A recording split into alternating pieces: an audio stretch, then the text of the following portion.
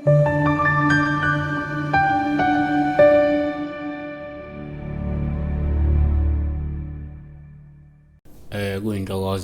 ukukhuluma nawe kama kupastor wene-channel Flick.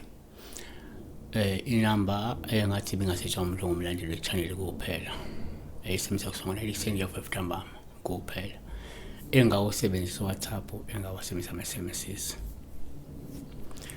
Efone ebingelele ichaza igama ebese uhlala udabeni. Princess Fanny 6124 uthi sawubona pastor wena ngicela ukubuza la uma uphupha udla umnenke kusho ukuthini. So she dreamt of herself eating the snail. She was eating a snail in a dream. Liphi iphuphe liphi? So ngokwesintu number 1, ngokwesintu uma uphupha umnenke upha ulobo uma udla ngoba lokho sokusuke kusho ukuthi ke sokuma uthola usizo lokwelashwa ngoba kungenzeka kade udliswa abathakathi ngedliso elizohambisana nento eyisichitho kuwe esizoba ngaphakathi ayibona. 2, kwesinye isikhathi uma uphupha umnenke upha ulobo uma udla lusho ukuthi linda uzile futhi uthandaze ngoba kungase kwenzeke izinguquko ezinkulu ezizokwenzeka zenze ungakwazi ukufeza izifiso ngokusheshsha nangempumelelo ngenxa yabathakathi.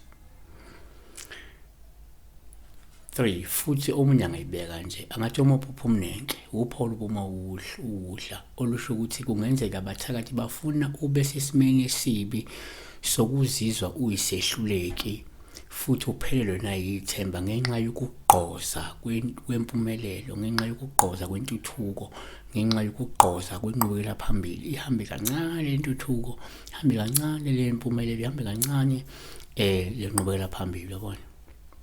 4, kuyenzeka uma uphupha umnenke kube uphawu lobuma udla olungaveza lokuthi kungenzeka uzoncamela noma kungenzeka uphoqelwe ukuthatha ithuba elingelihle olitholile noma ozolithola maduze.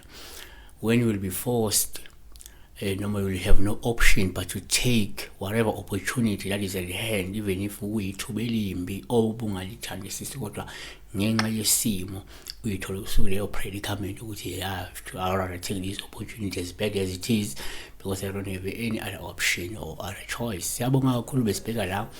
If you're dreaming of eating a snail, uphuphoza idlela umunenke. Be blessed.